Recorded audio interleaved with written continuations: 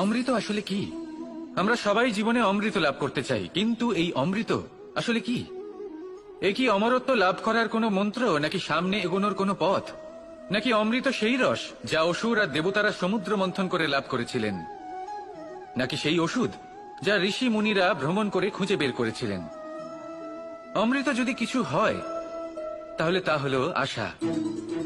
কখনো কোনো মাতাকে দেখুন, উনি নিজের সন্তানকে কত আগলে রাখেন, তার যত্ন নেন, তার পালন পোষণ করেন, এই আশা নিয়ে যে পরবর্তী জীবনে এই সন্তান খুব বড় কিছু করবে, ওনাদের খুব ভালোবাসবে।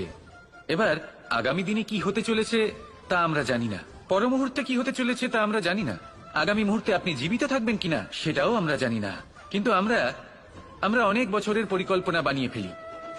সেটা অবশ্য মন্দ নয়। দেখুন, জীবন যাপন করার এই আশা